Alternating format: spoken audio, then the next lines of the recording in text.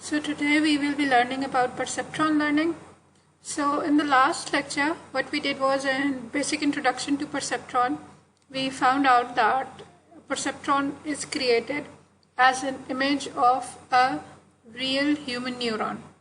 So just as a human neuron has dendroids and axons for inputs and outputs, so a perceptron is also built so that it can receive some inputs, do some action on those, and then produce some output. So we then discussed what sorts of inputs and outputs can a perceptron take. A perceptron can take any number of inputs, and the dimensionality of the solution depends upon the number of inputs that it has taken. However, a single perceptron is capable of producing only one output. This output may be positive or negative, and based on that, a perceptron is only able to classify or solve two class problems. Then there was something about activation. As when the inputs come, the perceptron does not naturally fire or does not produce output unless the weightage of the inputs or the value of the inputs is greater than some threshold value. Just like in human neurons, a response is only generated once we've got the important information, and once it crosses some threshold and it is of some value to us, only then the neuron fires. So we had a similar idea in a perceptron as well, that we get the inputs, we put some activation function on that, and the activation function produces an output only when we cross some threshold or some value. We have some significant information, and then we produce output. Lastly, types of problems, just as I said a minute before. The types of problem that a perceptron can handle is two class problems. It can divide it into planes and hyperplanes, but it cannot solve multi-class problems. So the next thing is what a perceptron learning is, or how does a perceptron learn. Keep in mind, when we started the supervised learning part, we did discuss in great detail what gradient descent was and how a linear regression algorithm changes or evolves or gives us better results. So our perceptron learning is not much different from learning in the supervised domain. It also involves gradient descent. So please remember from the previous discussion, we have the error plot based on the weight surfaces. Over here, if you remember, a hypothesis is a collection of the weighted inputs where x, all of these x represent the inputs and w represent the weights. So based on these weights, we plot the error value, and our objective is to find those values of w where we find the smallest value of error. Okay?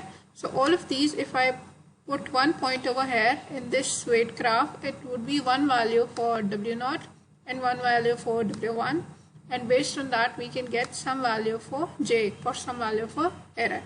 And our objective is to get to the smallest point if we've got the minimal or smallest value of error.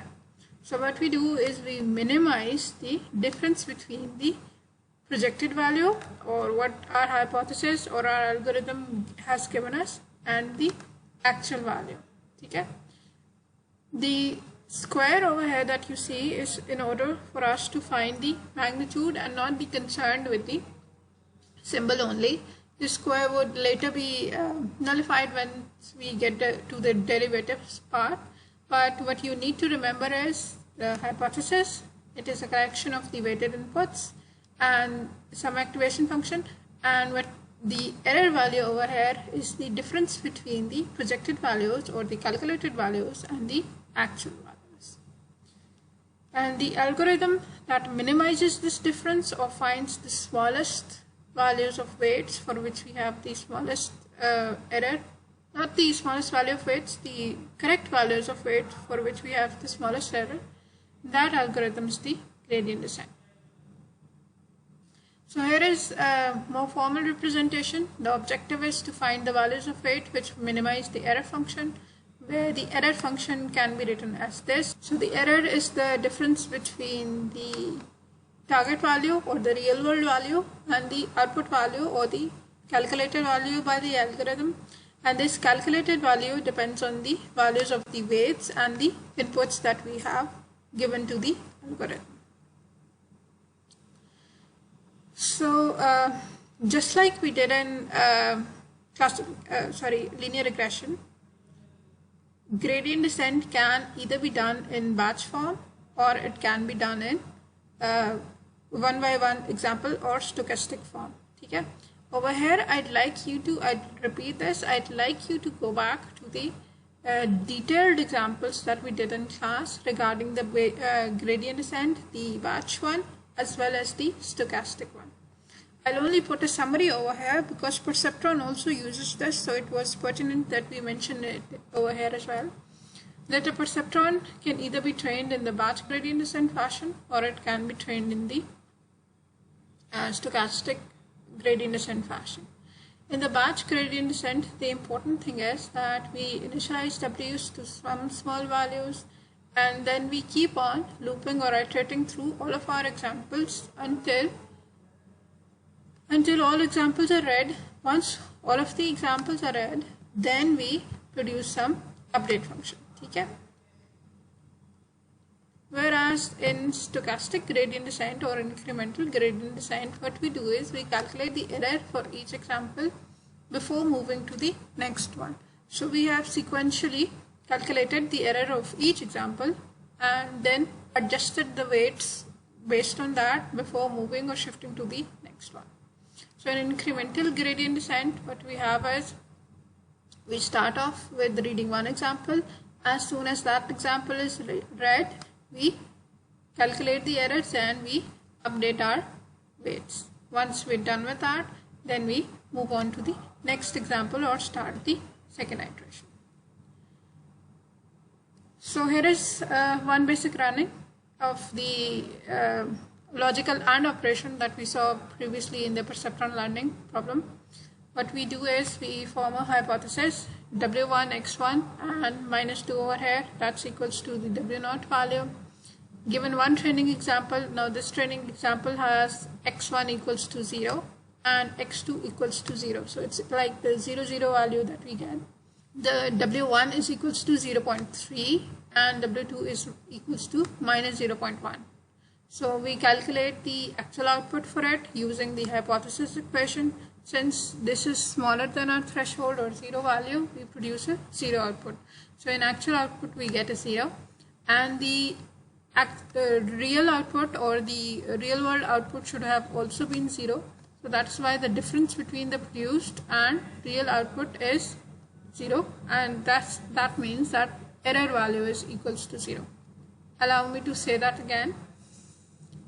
Given these inputs, 0, 0, and these weights, we calculate our output or produced output, and this calculation is done based on this equation. This equation comes from this hypothesis. Okay. Next, we calculate the difference between produced and real world, and since these are the same, so the error is 0. We repeat the process for the next one. Now we've got the values as same because there was no error, so we did not do any adjustment. We calculate the second input, we calculate the third input. Now at this third input, we see that the next value that we produced is higher than 0 and it produces an output 1. Whereas what we had desired was an output 0. So now we've got an error of minus 1. Yeah. Based on this error, we adjust our weight values. I'm not going too much into a detail of all of this because I remember we covered it in class in a lot of detail. We had even handwritten examples of these. So do go back and look at those as well, because those exercise sheets that we covered are really useful over here. We are doing the exact same thing over here. So then based on these errors, what we do is we update our weights. Once the weights are updated, we form a new hypothesis. So this time the hypothesis or the calculated value would be based on these new weights. We fill the whole sheet or we calculate the whole process. We keep on doing that until we form some stable region where the inputs and outputs are as expected. So let's get back to the XOR. If you remember, we said that any AND operation can be solved by one linear solution. So all of the negative examples over here and the positive examples over here. However, we discussed that XOR is not as simple as that. XOR requires two parts or two pieces for a full solution. Some of the values or the positive values would be here, then the negative values would be here, and then the positive values would be here again. So the positive values over here are split into two separate regions. So one line solution cannot be done for XOR values. In such cases, we see that what we require is two-part solution, and since each part can be done with one perceptron, so what we require is more than a single perceptron. One perceptron would create this line and have positive values over here, and the rest of this would all be negative. And the second perceptron, perceptron number 2, would give me this line with positive values over here and all of this region into negative region. Then what we do is we merge or join the result of both of these perceptrons using another third perceptron. So this perceptron uses the outputs of first two perceptrons or neurons as its own input. And the result of this third neuron is now a two-line or two-part solution, and this solution would solve our XOR problem.